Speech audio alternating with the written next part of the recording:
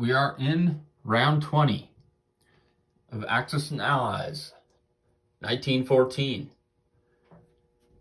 The Austrians just moved into Spain, knocked the Americans down. They had 12 infantry there.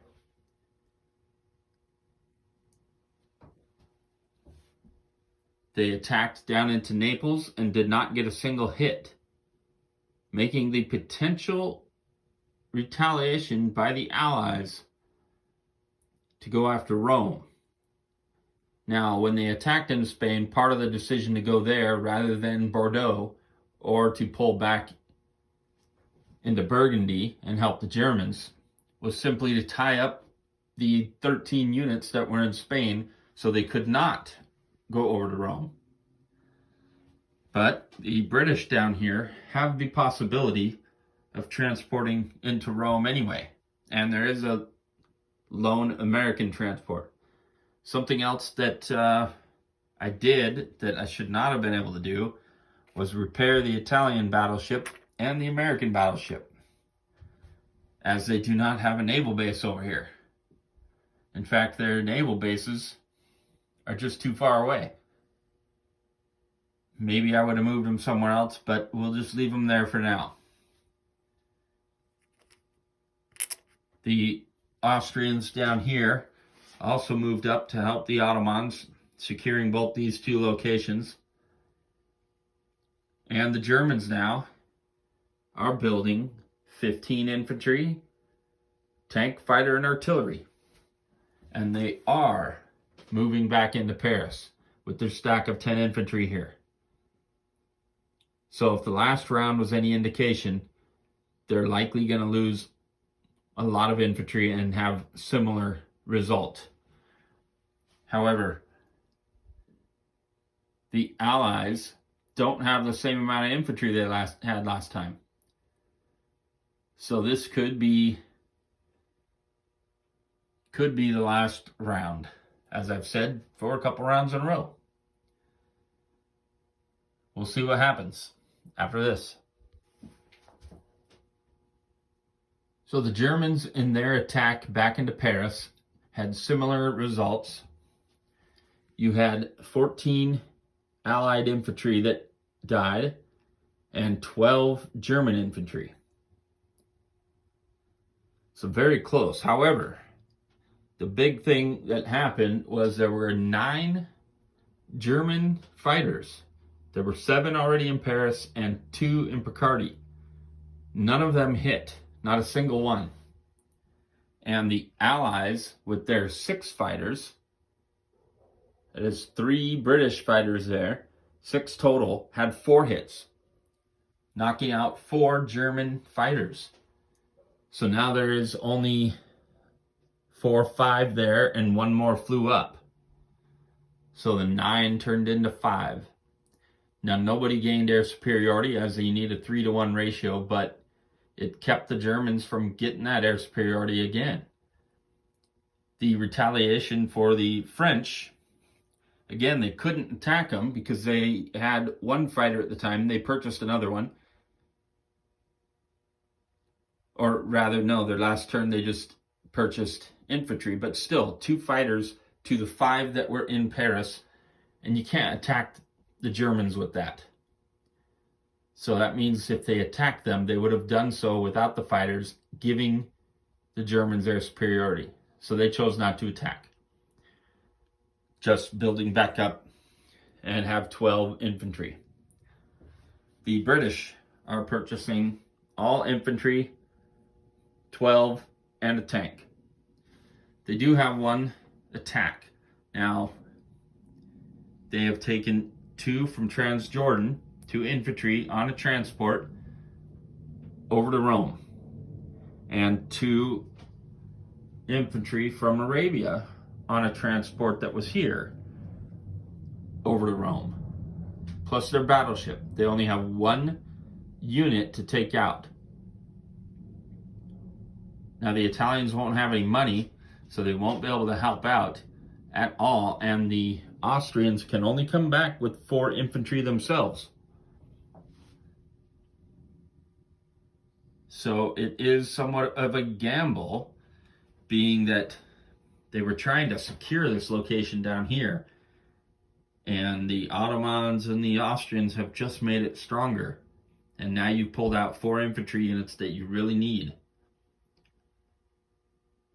So we'll see how that treats them. Of course, getting the Italians back in the game, if it's even possible, would be a big difference. But we'll see what happens after the British turn.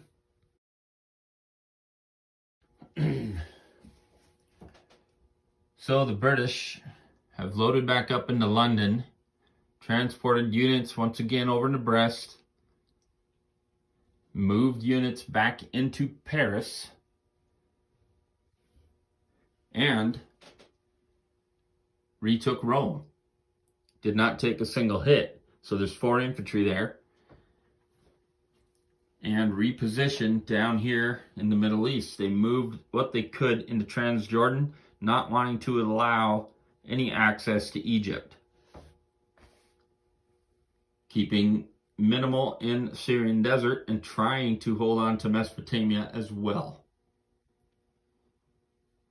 The Ottomans, once again, purchasing nothing but infantry, 7 infantry. They do have an attack plan this round. Everything they can move into the Syrian desert, which will give them access to everything in the Middle East. And that is it for the Ottoman turn.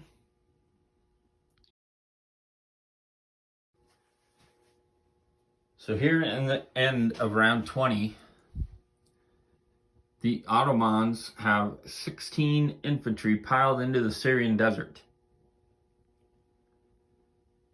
putting an obvious threat to Mesopotamia, a threat to Transjordan and the connection to Africa and Egypt.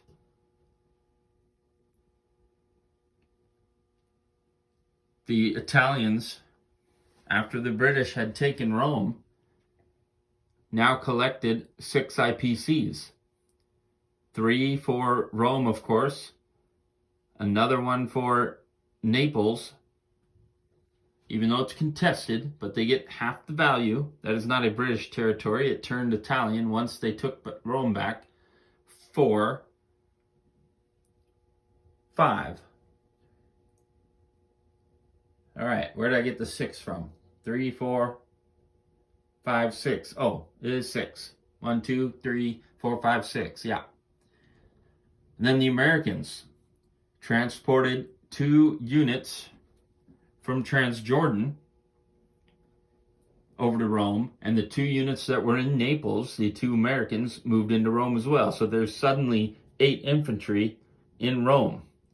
Now, I don't know if we can keep that up, because obviously the Austrians took it at some point. But that is the end of round 20. The Americans transported 4 more units over into Spain. They moved the units from Bordeaux into Spain as well. So there is 8 infantry there.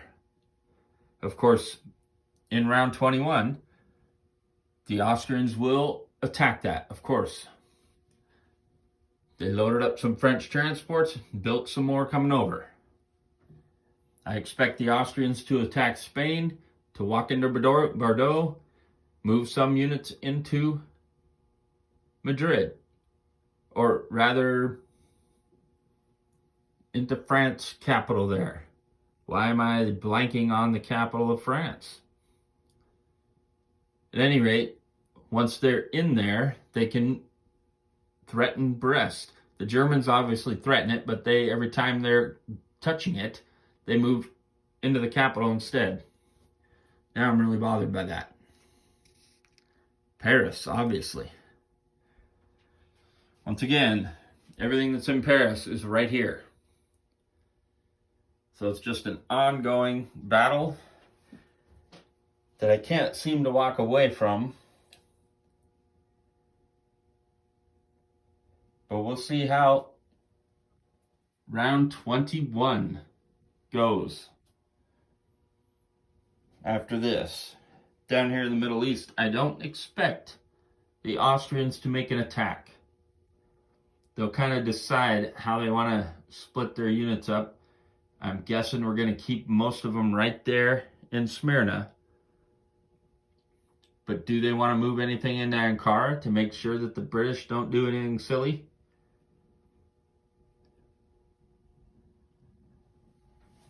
We'll see in round 21.